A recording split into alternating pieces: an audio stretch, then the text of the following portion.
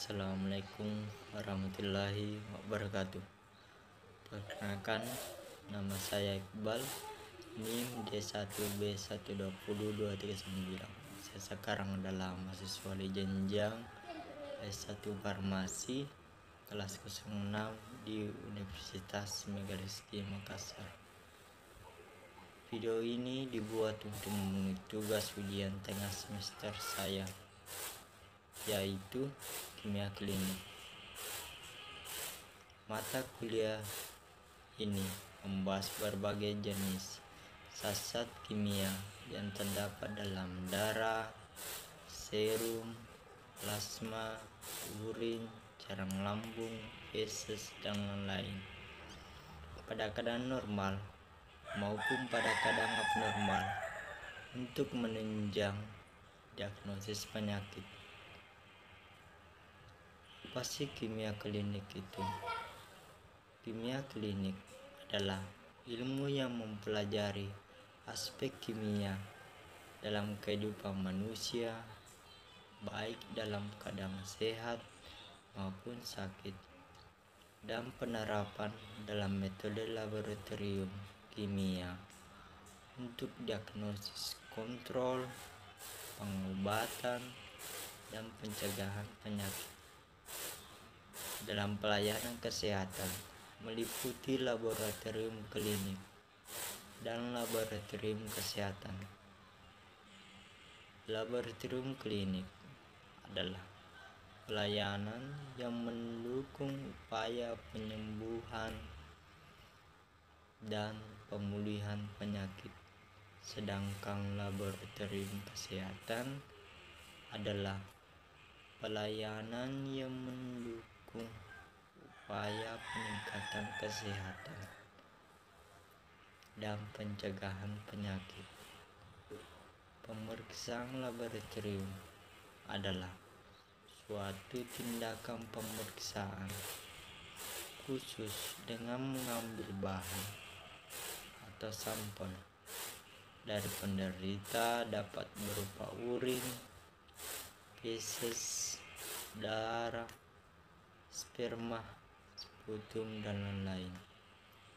Tujuan pemeriksaan laboratorium untuk mendeteksi penyakit, menentukan risiko, memantau perkembangan penyakit, memantau pengobatan, mengetahui ada tidaknya kelainan atau penyakit yang banyak dijumpai dan berpotensi membahayakan pasien.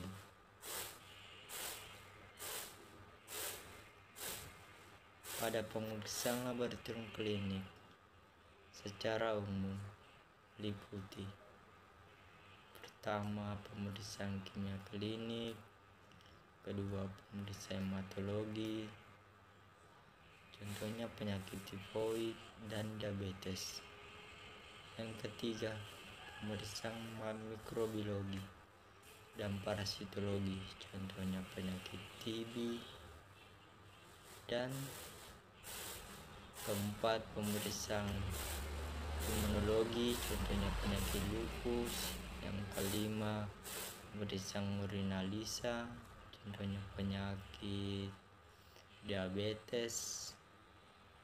Ada 5 poin pemeriksaan spesimen yang akan saya bahas kali ini, yaitu pada pemeriksaan spesimen sperma atau disebut juga spermatozoa adalah sel gamet dari laki-laki. Cara pengambilan spesimen sperma: yang pertama, puasa seksual selama 2-7 hari. Yang kedua, wadah bersih, tidak terbuat dari logam, plastik, atau karet. Yang ketiga, pemeriksaan dilakukan maksimal 1 jam. Yang keempat, penyimpanan tidak boleh pada suhu di bawah 20 derajat Celcius atau di atas 40 derajat Celcius. Penyakit yang berhubungan dengan pemeriksaan sampel: pertama, leukoskotermia; Kondisi ini terjadi ketika ditemukan banyak sel darah putih dalam air mani. Kedua, nekrospermia. Kondisi ketika sel sperma dalam air mani mati dan tidak melakukan pergerakan. Yang ketiga, teratospermia. Kondisi ketika bentuk sperma tidak normal, seperti memiliki kepala atau ekor lebih dari satu. Sperma dikatakan sehat atau normal jika jumlah sperma 20 juta hingga lebih dari 200 juta per mililiter. Bentuk sperma lebih 50%. Sperma memiliki bentuk normal. Pergerakan sperma lebih 50%. Sperma bergerak secara normal 1 jam. Tingkat keasaman 7,2 sampai 7,8. Volumenya itu 1,5 sampai 5 mili. Warna sperma putih hingga abu-abu. Waktu mencari 15 sampai 30 menit. Untuk faktor-faktor pencetusnya, pertama, pengaruh suhu pada spermatogenesis. Yang kedua, kriptokidesme adalah kegagalan testis bergerak turun dari abdomen ke dalam skrotum. Yang ketiga, pengaruh jumlah, morfologi dan motilitas sperma. Yang keempat, bahan tertentu. Untuk pengobatannya yaitu dengan berhenti merokok, olahraga teratur, kurangi konsumsi alkohol, dan batasi penggunaan HP. Pada poin kedua yaitu spesimen urin. Urin merupakan hasil penyaringan darah oleh ginjal dan dikeluarkan tubuh melalui saluran kemih, yaitu salah satu bagian sistem urinaria. Tujuan pemeriksaan urin: pertama, tes kehamilan. 2, mengetahui zat asing. 3, perkembangan penyakit. 4, melakukan diagnosis penyakit. Dan yang kelima, mendeteksi gejala penyakit. 6, pemeriksaan kesehatan rutin. Untuk jenis pengambilan urin: pertama, urin sewaktu. Kedua, urin pagi pertama. Yang ketiga, urin pagi kedua. Dan yang keempat, urin 24 jam. Penyakit yang berhubungan dengan pemeriksaan urin yaitu infeksi saluran kemih, batu ginjal, diabetes, kerusakan ginjal, kerusakan otot, penyakit liver, dan lain-lain. Pada poin ketiga, spesimen feses. Pemeriksaan spesimen feses merupakan cara yang dilakukan untuk mengambil feses sebagai bahan pemeriksaan. Pemeriksaan dengan bahan feses bertujuan untuk mendeteksi adanya kuman seperti Salmonella, Escherichia coli, Staphylococcus, Shigella, dan lain-lain. Untuk indikasi pemeriksaannya adanya diare, konstipasi, gangguan pencernaan, darah dalam tinja, dan penyakit gastrointestin. Waktu pengambilan feses dilakukan setiap saat, terutama pada gejala awal. Feses yang diambil dalam keadaan segar. Contoh penyakit yang berhubungan dengan pemeriksaan spesimen feses adalah askariasis.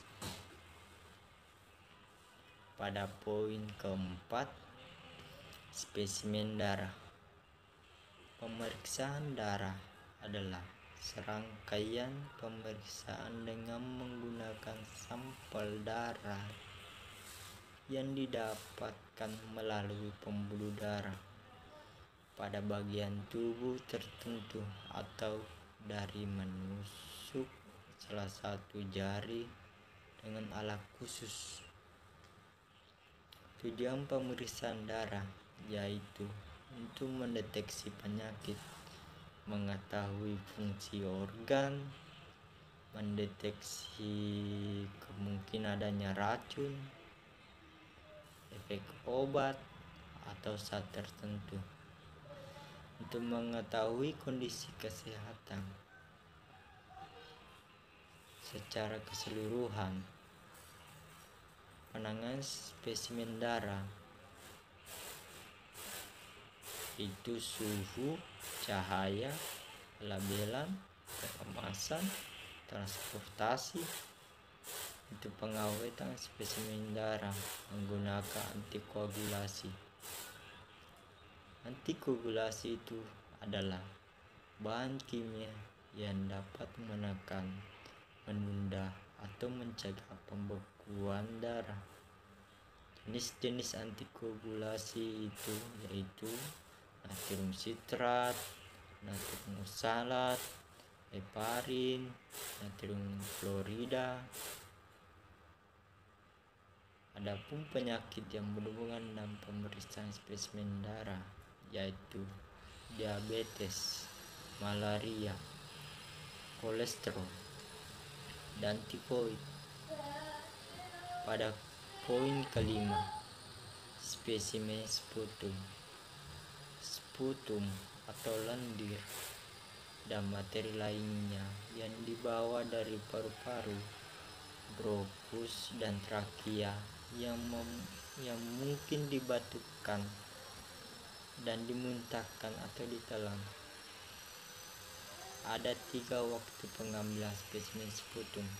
Pertama, darah semalam, darah yang dikumpulkan selama 24 jam di rumah penderita, kemudian dibawa ke laboratorium untuk diperiksa.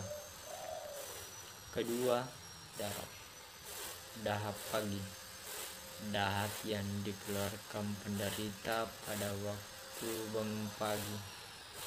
Yang ketiga, darah sewaktu, darah yang dihasilkan oleh penderita pada setiap kunjungan dan penanganan spesimen.